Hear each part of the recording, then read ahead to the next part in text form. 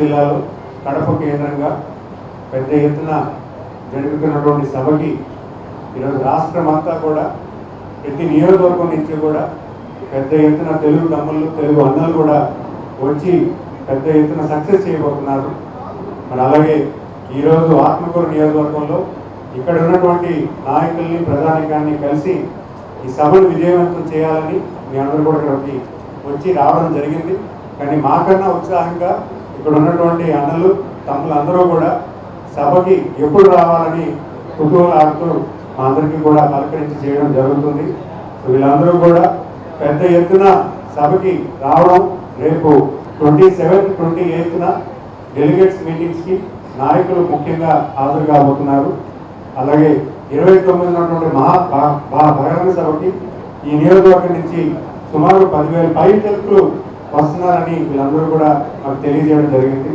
ఈ సభకి ముఖ్యంగా తెలుగుదేశం తాలూకా సిద్ధాంతాలని, తెలుగుదేశం తాలూకా ఏవైతే నిర్ణయాలు ఉన్నాయో అవన్నీ కూడా బలపరుస్తూ రేపు తీసుకున్నటువంటి నిర్ణయాలన్నీ కూడా ముందుకు తీసుకోవడానికి ఒక కార్యాచరణ చేస్తున్నామని తెలియజేసుకుంటున్నాను.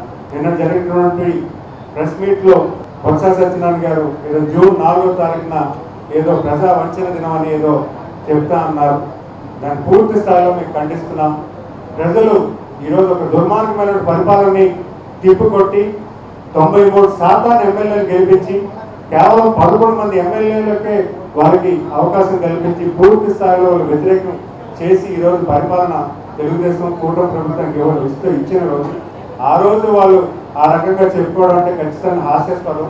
అంటే అలాంటి రోజు వాళ్ళు ఓడిపోయిన రోజు, ఓటమి ప్రజల తాలూకా ఓటమిని వాళ్ళు చూసిన రోజు, అలాంటి రోజున వాళ్ళు ఏదో ప్రజా వంచన దినం అని వాళ్ళు చెప్పడానికి చాలా హాస్యాస్పదంగా ఉంది. ఎందుకంటే ఈరోజు ప్రజాస్వామ్యంలో ఖచ్చితంగా ప్రజలందరూ కూడా తీర్పు ఇచ్చినటువంటి రోజు ఆ రోజు పూర్తి స్థాయిలో ఒక దుర్మార్గమైన పరిపాలన మాకు వద్దు, ఈరోజు ప్రజానీకానికి సంక్షేమం అభివృద్ధి రెండు కళ్ళుగా నడిపించినటువంటి ఈ శ్రీ నారా చంద్రబాబు నాయుడు గారి నాయకత్వం కావాలి అని ఏకదాటిగా నిర్ణయం చేసుకొని ఆ రోజు ఓటర్స్ అన్నీ కూడా బూతులన్నీ కూడా పూర్తిగా వన్ సైడెడ్గా చూసాం. మరి అలాంటి ఈ ప్రభుత్వాలు గడిచిన సంవత్సర కాలంలో ఎన్నో అభివృద్ధి కార్యక్రమాలు, ఎన్నో ప్లానింగ్లు చేసుకొని, ఎందుకంటే ఈరోజు విజన్ డాక్యుమెంట్ అనేది ఏ రాష్ట్రంలో కానీ ఏ జిల్లా ఎక్కడ కూడా లేదు. ఈరోజు ఒక మండల వ్యవస్థ నుంచి జిల్లా వ్యవస్థకి, రాష్ట్ర వ్యవస్థకి స్వర్ణాంధ్ర విజన్ డాక్యుమెంట్ తయారు చేసుకొని రాష్ట్ర పరిపాలన ఏ రకంగా ఉండాలి, రాష్ట్రానికి ఎటువంటి పరిపాలన మనం అందించాలి అని ఒక మంచి ఆలోచనతో ఈరోజు ముందుకు వెళ్తున్నాం. మరి ఆ గత పాలకులు కనీసం గ్రామీణ ప్రాంతంలో కూడా చిన్న మట్టి కూడా ఎత్తలేని పరిస్థితి ఉంది, కనీసం పూడికలు కూడా తీయలేని పరిస్థితి ఉంది. ఎక్కడ చూసినా అశుభ్రమైన వాతావరణం, కనీసం ఒక రోడ్డు కూడా వేసుకోలేని పరిస్థితి ఉంది. ప్రధానంగా తాగునీటి సమస్య కూడా కేంద్ర ప్రభుత్వం జల్ జీవన్ మిషన్లో ఈ 34,000 కోట్ల రూపాయలు రాష్ట్ర ప్రభుత్వం ఇస్తే కేవలం 3,000 కోట్ల రూపాయలు మాత్రమే వాళ్ళు వినియోగించడం అంటే రాష్ట్ర ప్రభుత్వం ఎటువంటి పరిపాలన అందించిందో కూడా మనం చూడాలి. ఎందుకంటే ఇవన్నీ ఎందుకు చెప్తున్నామంటే వాళ్ళు ఏదో ఘనకార్యం చేశామని, గత 5 ఏళ్ళుగా ఏదో సాధించామని చెప్పి ఈరోజు ఏదో మాట్లాడుకుంటున్నారు. ఈరోజు ప్రభుత్వం అన్ని విధాలుగా అభివృద్ధి చేసి అందరికీ అవకాశాలు కల్పించినటువంటి ప్రభుత్వమే ఈరోజు ప్రజలు కోరుకుంటున్నారు.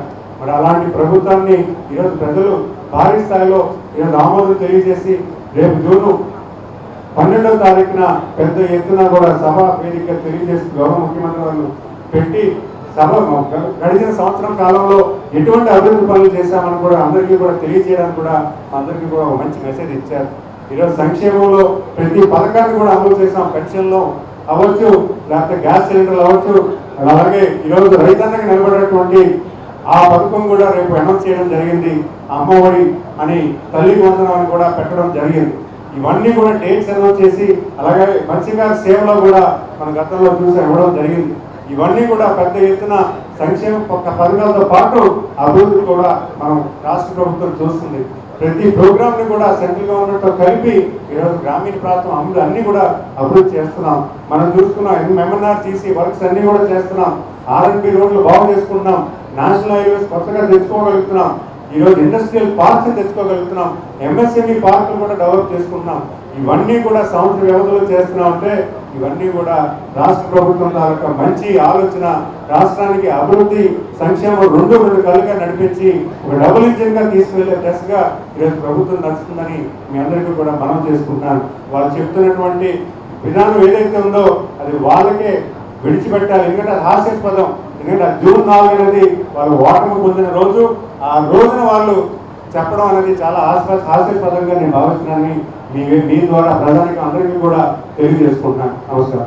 విద్యార్థులకు చేరువవుతూ విజయాలను విస్తరిస్తూ ఇప్పుడు మన ప్రశాంతి నగరికి వచ్చేసింది Narayana school. Smart learning, creative thinking, career oriented programs తో స్కిల్ బేస్డ్ స్టూడెంట్స్ గా మార్చడమే లక్ష్యంగా సిబిఎస్ఈ సిలబస్ తో ఈ కిడ్స్, ఈ ఛామ్స్, ఈ టెక్నో, మెడిస్ పార్క్ వంటి ప్రోగ్రామ్స్ తో అత్యుత్తమ శిక్షణను అందిస్తోంది నారాయణ. ఈ విద్యా సంవత్సరం నుండి మన మైపాడ్ రోడ్ ప్రశాంతి నగర్ లో మన నారాయణ స్కూల్. అడ్మిషన్లకై సంప్రదించండి. Narayana CBSE school, Mypadu road, Prashanti Nagar, Nellore. Phone numbers 7337587535, 8919740758.